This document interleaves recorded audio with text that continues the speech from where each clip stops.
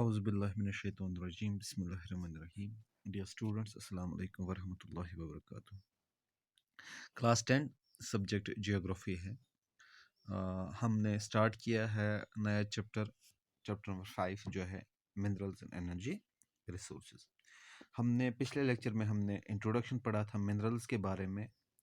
Minerals क्या है, कैसे आते हैं, और हमने उसका क्लासिफिकेशन भी किया था कि मिनरल्स में कौन कौन से चीज़ें आती हैं। मैंने फिर उसकी क्लासिफिकेशन आपको बताई थी, मेटालिक है, नॉन मेटालिक है, एनर्जी मिनरल्स है। फिर मेटालिक में भी हमने सब पढ़े थे, ferrous, non ferrous and precious.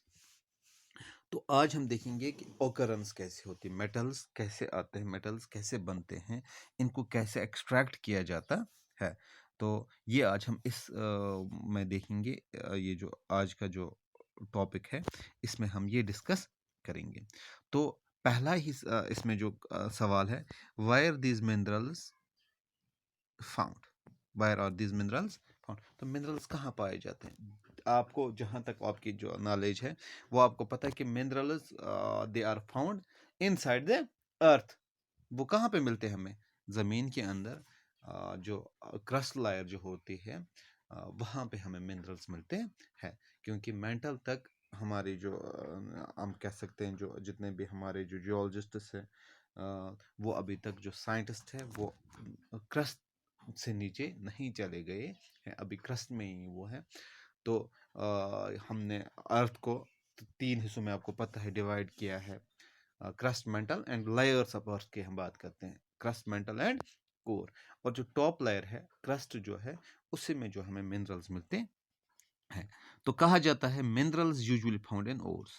Mineral जो है वो कैसे होते हैं? They are in the form of ores.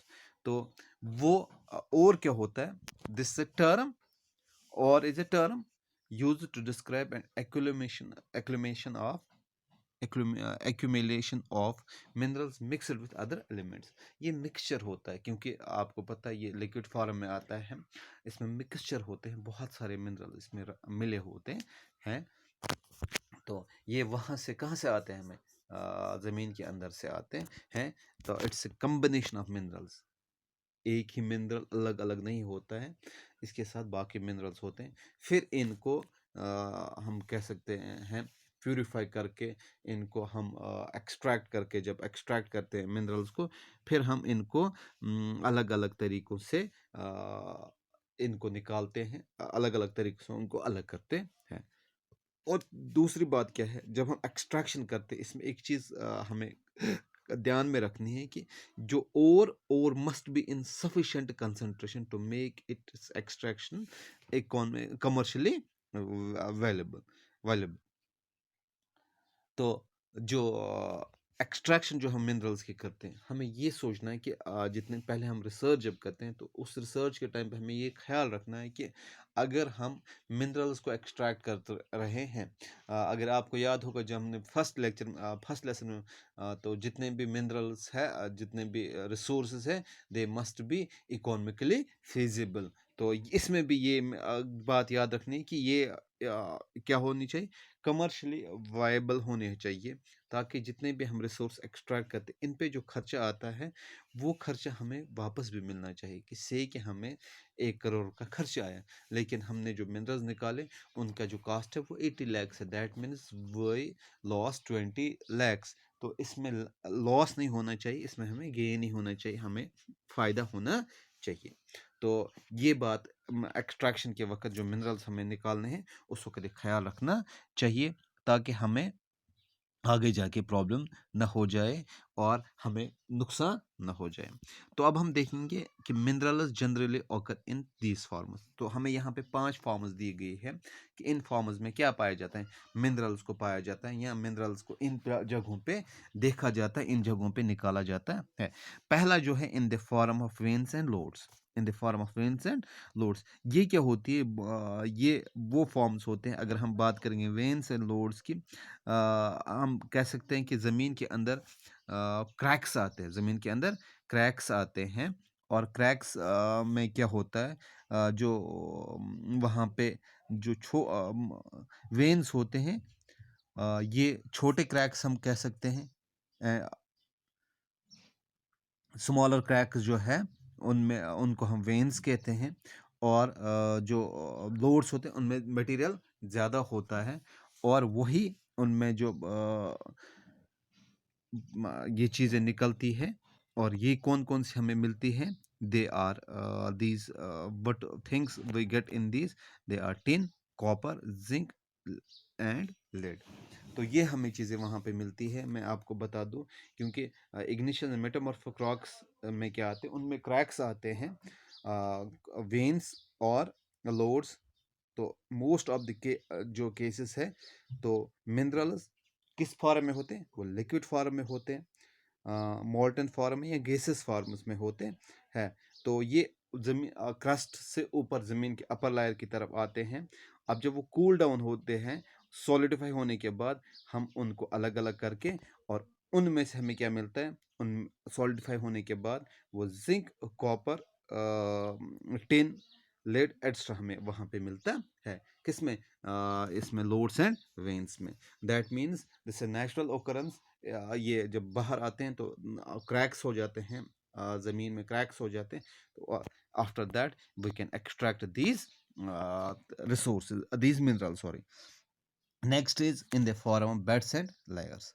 तो बेड्स एंड लेयर्स आपको याद होना चाहिए कि beds and layers that means it's in the form of एक लायर की तरीके। ये अगर हम देखेंगे, ये हम देखेंगे कि जब आप पेस्ट्री केक आपने देखा होगा, उसमें लेयर होते हैं, उसमें लायर होती है, एक लायर क्रीम की, दूसरी लायर केक की, फिर क्रीम की, फिर केक की। तो इसी तरह जो लायर्स होते हैं, तो इनको क्या करते हैं, हम सीधे जाके ज़मीन को साइड से डिग करके हम सीधे जाके नीचे, फिर टनल बना के हम टनल बनाते, और वहाँ से हम एक्सट्रैक्ट करते हैं जो मिनरल्स होते हैं। और इनमें कौन कौन से मिनरल्स आते हैं, इसमें हमें मिनरल्स मिलते हैं, कोल है, जिप्सम है, पोटाश है। ये मिनरल्स इस तरीके से, किस तरीके से आते हैं, जो किस फॉर्म में होते हैं, they are in the form of beds and layers. Layer जो होती है, तह होती है, एक तह उठा के फिर उसके नीचे दूसरी तह। तो इसी तरह ज़मीन की जो हालत है, इसमें भी एक तह में एक चीज़ पाई जाती, दूसरी तह में दूसरी चीज़ पाई जाती है। और तीसरा है residual residual mass of weathered material. Residual mass of weathered material क्या होता है? आपको पता है, वेदरिंग होती है, वेदरिंग पानी की वजह से होती है, या विंड, या any other ways, high temperature की वजह से होती है। तो जो टॉप लेयर जो अर्थ की होती है, वो ख़त्म हो जाती है, और उसके बाद जो बाकी जो नीचे रहती है, दे रिमेन मिनरल। और उससे जो हमें मिनरल हासिल होता है, तो उसमें बॉक्साइट है। तो ये किस तरीके से निकालते हैं हम, जो विदरिंग मटेरियल होता है, क्योंकि टॉप लेयर जो होती है वो उठ जाती है, किससे? विदरिंग से उठ जाती है। जो मिनरल्स वो वहाँ पे ही रह जाते हैं, और उनको हम निकालते हैं। दिस प्रोसेस इज कॉल्ड, हम कह सकते हैं फॉर्म, इस फॉर्म को हम कह सकते हैं residual mass of weathered material. उसके बाद है जो नेक्स्ट हमारा है, that is alluvial deposit. Alluvial deposit जो है, एलुवियल डिपॉजिट में अब हम देखेंगे एलुवियल डिपॉजिट किसको कहते हैं, क्योंकि आपको पता है एलुवियल सॉइल के बारे में हमने पढ़ा है।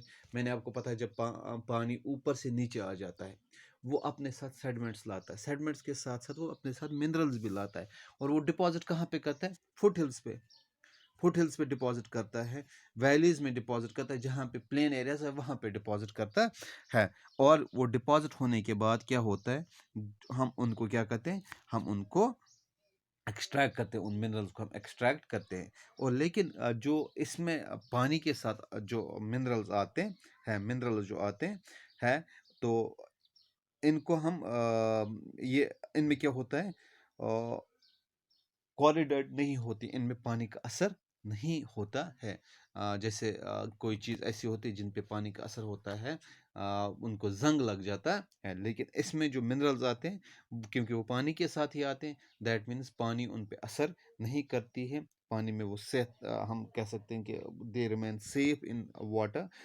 तो उसमें कौन कौन से आते हैं? Gold, silver, tin and platinum, ये उसमें आती है। और जो एलुवियल जो डिपॉजिट्स हैं, इनको हम प्लेसर डिपॉजिट भी बोलते हैं। क्यों प्लेसर डिपॉजिट्स? क्यों?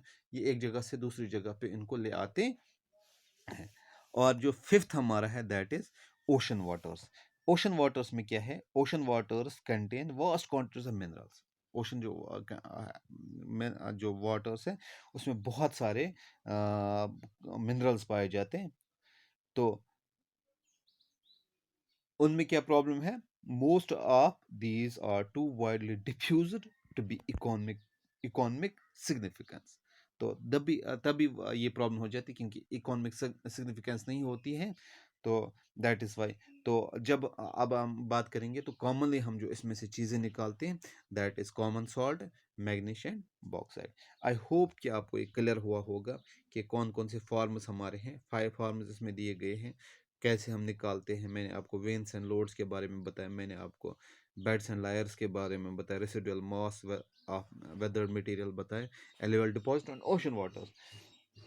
तो नेक्स्ट जो हमारा है, नेक्स्ट हम मिनरल्स के बारे में पढ़ेंगे, डायरेक्ट मिनरल्स पे पढ़ेंगे, अब जाएंगे हम।